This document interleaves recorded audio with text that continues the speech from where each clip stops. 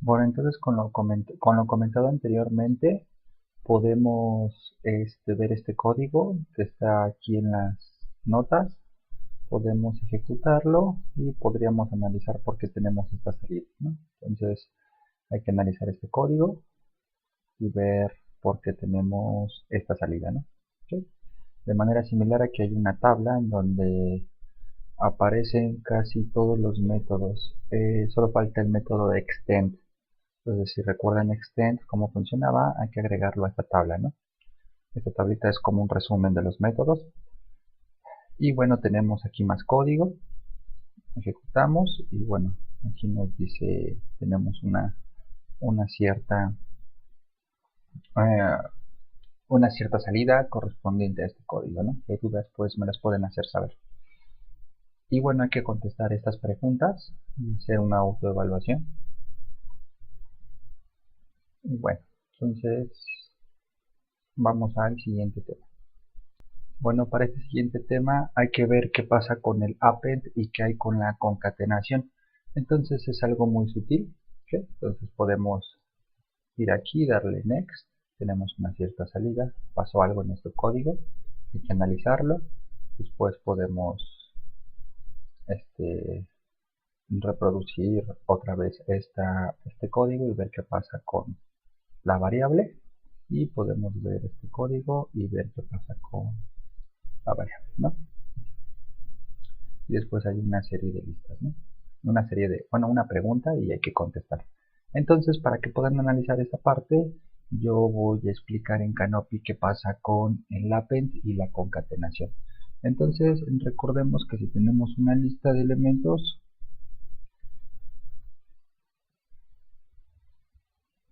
ponle aquí un 138.8, ¿ok?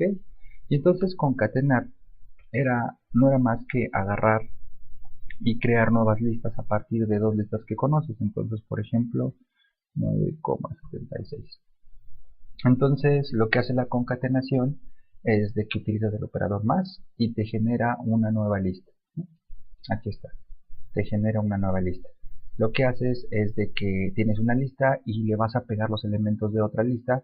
Entonces, eso ocasiona que tu lista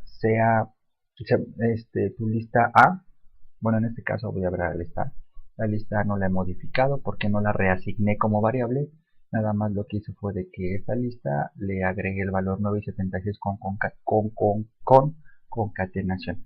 Ahora, ¿qué pasa si quisiera hacer exactamente lo mismo, pero con append? Pues bueno, hay dos detalles importantes. Primera, la concatenación te genera listas nuevas. Es decir, si ahora en lugar de poner la concatenación y ver el resultado la asigno a una variable, resulta ser que en este caso la B es la concatenación de la lista A con la lista B, y la lista A no tiene modificaciones. Si yo modificara la lista A, por ejemplo, diciéndole que el elemento 0 sea hola, entonces A tiene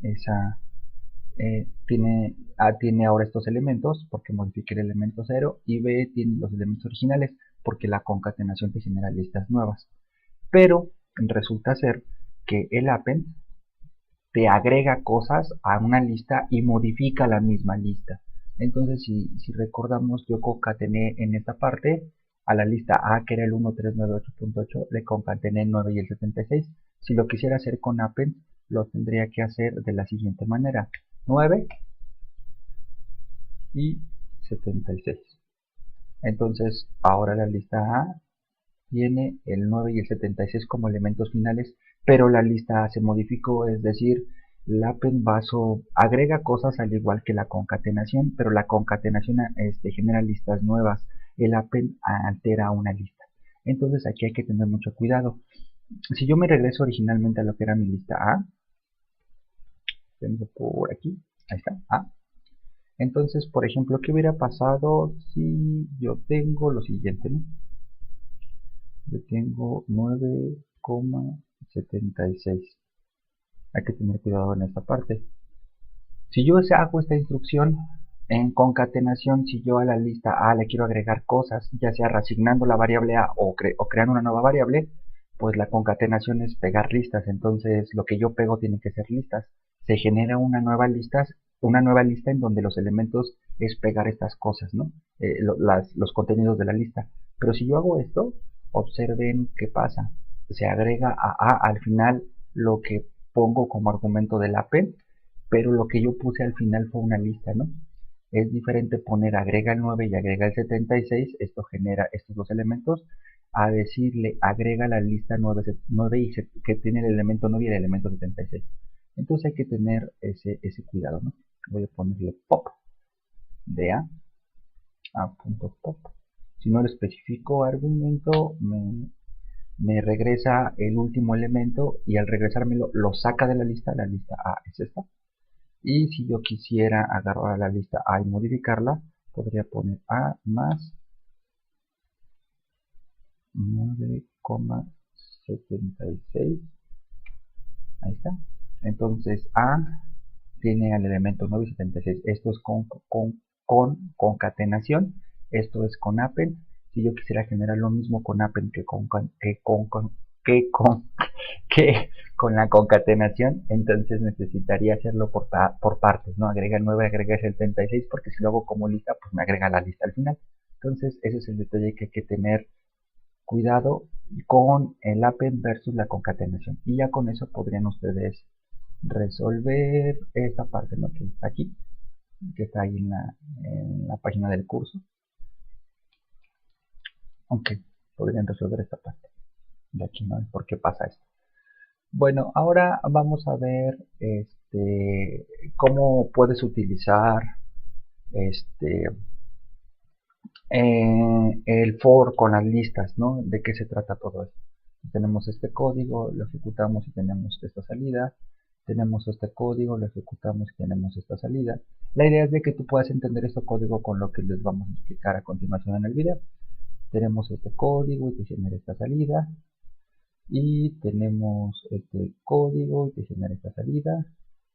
Y bueno, después hay una serie de preguntas, ¿no? Entonces vamos a ver un poquito de, bueno, una pregunta más que una serie. Entonces vamos a ver qué pasa con las listas y el ciclo for. Ok, entonces lo voy a hacer aquí en Canopy. Entonces recordemos que, por ejemplo, si tenemos una lista, pues ahí tengo la lista, ¿no? Para otra.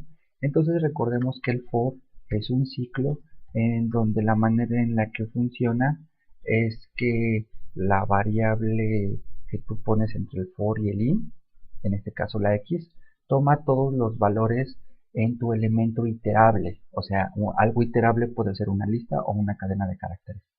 Y obviamente pues este ciclo se repite de acuerdo al número de elementos que tengas en A. Entonces en este caso A tiene 1, 2, 3, 4, 5, 6 elementos. Si yo pongo print A, en print X, bueno, print A, la letra A mayúscula, entonces este print se ejecuta 6 veces porque A tiene 6 elementos. Obviamente cuando tú haces esto, resulta ser que puedes hacer lo siguiente, ¿no? Puedo imprimir la A, pero también puedo imprimir el valor que tiene mi X. Entonces, cuando hacemos este código, te dice, mira, imprimes A, pero X tomó el valor de 1, porque X toma el valor de 1, después el de 3, etc.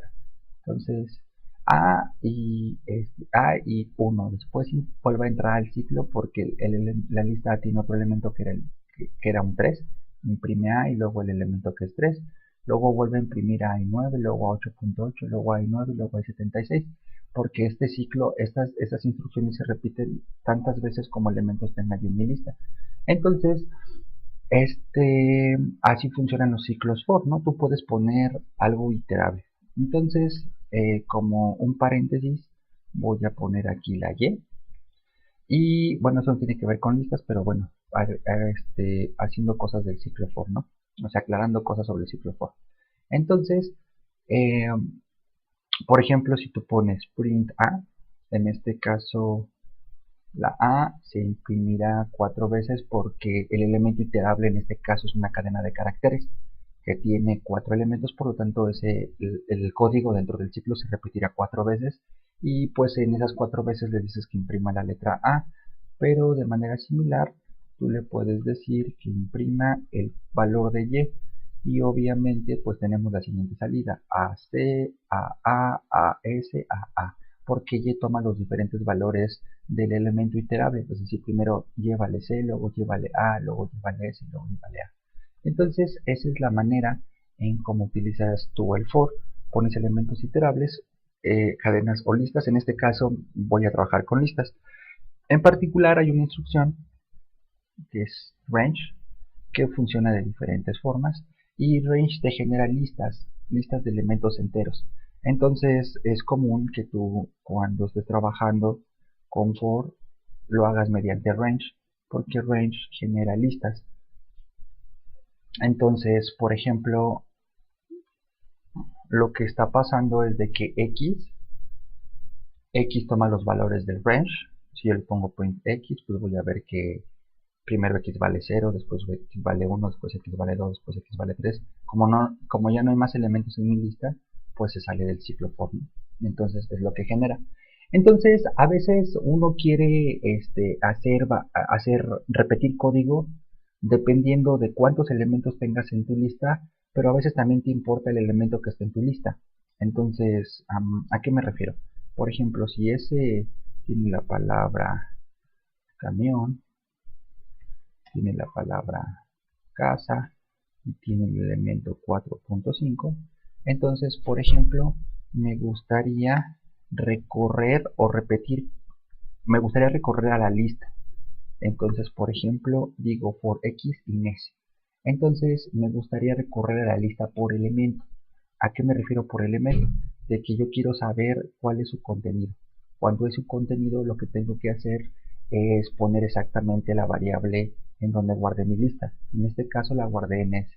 Entonces, pues primero X toma el valor de camión, luego X toma el valor de casa, y luego X toma el valor de 4.5. Pero a veces me gustaría no ingresar al elemento, sino me gustaría ingresar al índice. Es decir, o sea, no saber el elemento como tal, sino saber la posición.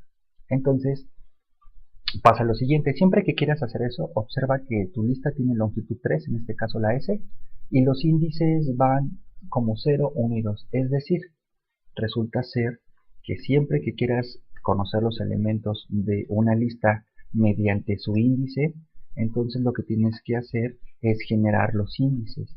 Los índices los vas a generar con la siguiente secuencia. Entonces, ¿qué va a pasar aquí? La longitud de S es un 3. Entonces, porque tiene 3 elementos, pero el range, si tú solo le pones un argumento, te genera una lista que va desde el 0 hasta el argumento -1. Es decir, el range generará una lista que tiene como contenido, voy a hacerlo por partes, el range generará una lista que tiene como contenido lo siguiente. Entonces, repetimos: longitud, bueno, más por partes, perdón. La longitud de S es 3.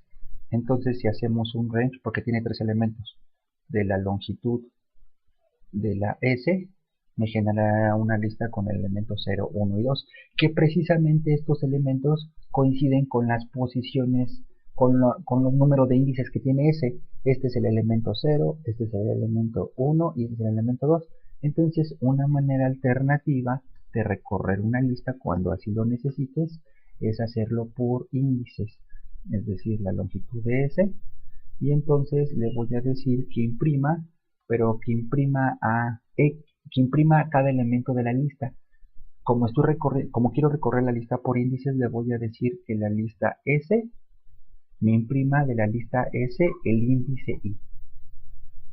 Y como I toma el valor 0, toma el valor 1 y toma el valor 2, va a ser equivalente a que yo tenga esta salida. Esta que está en la línea 49, lo que hacías es de que ingresabas a la lista por contenido, es decir, primero camión, casa y 4.5. Por eso le decía print X. Camión, casa y luego 4.5. Ahora voy a hacer exactamente lo mismo, pero no refiriéndome al elemento, sino directamente, sino a la posición que tiene. Entonces, en este caso, X no recorre al elemento de la lista. X va a tomar los valores de los índices. y por lo tanto cuando quiera imprimir le voy a decir que imprima de la lista S el índice I. Entonces si corremos esto, pues... disculpe, aquí me equivoqué, no es I, es X. Le voy a decir que X toma los valores de 0 a 3, 0, 1, perdón, de 0, 1 y 2. Entonces le voy a decir que imprima los valores de la lista dados por este índice, que es primero el índice 0, después el índice 1, después el índice 2. Entonces la moraleja de esto es lo siguiente: tú puedes recorrer una lista por elemento o puedes recorrer a una lista por índice. Son dos cosas distintas pero equivalentes. Entonces con eso puedes tú contestar esta parte, ¿no? Recorrer a unos elementos, recorrer una lista por elementos, recorrer una lista por índice. ¿Ok? Y bueno, pues utiliza el range, etcétera, para generar los índices. Y bueno, hasta aquí dejamos este video.